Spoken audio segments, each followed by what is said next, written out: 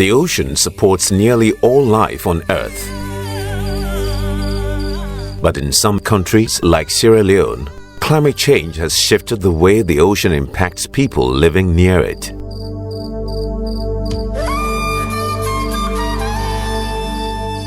Across the entire nation, floods are responsible for 85% of disaster-related deaths each year.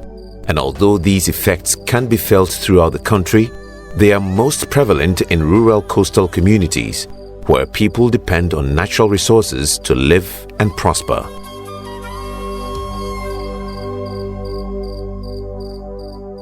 The West Africa Biodiversity and Climate Change Program found that in some coastal communities, unsustainable mangrove harvesting means Earth's natural buffer against intruding water is no longer in place.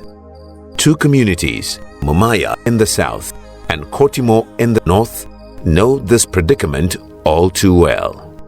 For the last few years, rising sea levels in Mumaya and Kotimo have created devastating floods that ruin homes and farmlands and force residents to relocate further from shore.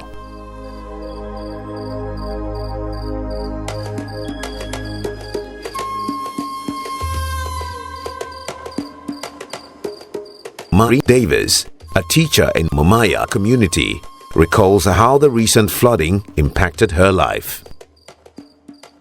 In the past, we got as they see no more houses there.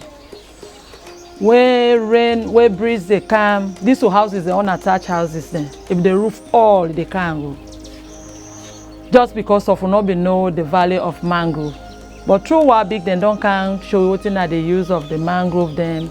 And then don't make this embankment.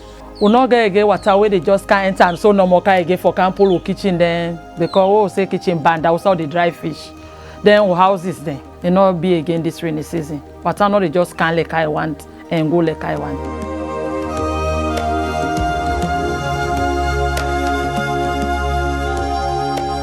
Now if the water they can where they hit the embankment, if they can with Sansan, where we say they try for east and up now.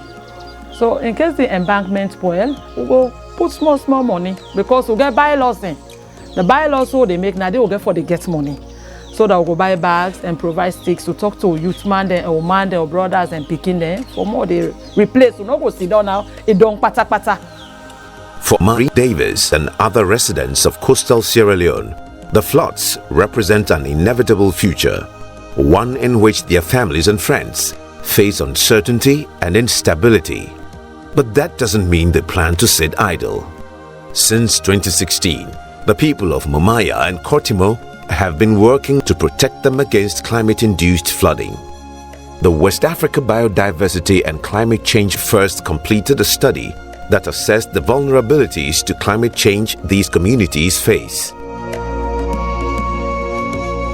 With a clear understanding of these vulnerabilities, the communities identified the construction of embankments as the best option for flood protection. Based on the maintenance and also how they look after the embankments, we expect between 3 to 5 years. We choose the sandbag, bush stick and oyster shell option because it's unique in a sense. Remember, we have to look at how we minimize erosion. At the same time, we have to look at how we prevent flooding. So the bush sticks and sandbags which are placed are there to prevent flooding to an extent.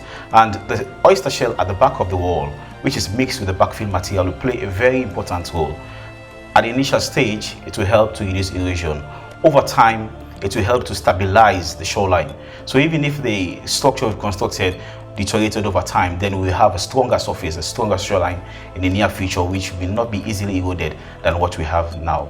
First and foremost, when we went to these villages, we engaged the elders, the chiefs, because that's the tradition. You can't go, you have to collaborate with them. We spoke to them and we told them that the construction is for them, it's for their own good.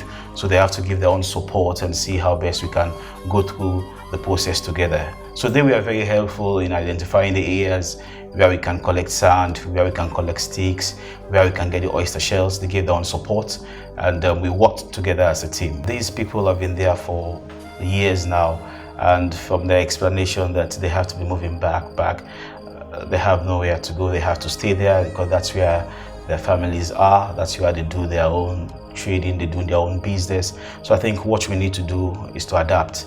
And I think constructing the embankment will help in a long way to strengthen the embankment. But most importantly, we've also transferred knowledge to them. We've helped them, give them the capacity so that in the future they can do it by themselves. And it's possible they can also help their neighboring communities to also fight against the challenge which most of them are facing as well.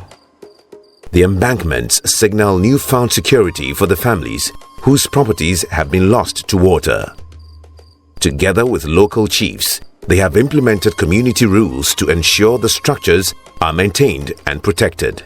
Nearly 5,000 people between the two communities will benefit from this increased resilience to flooding.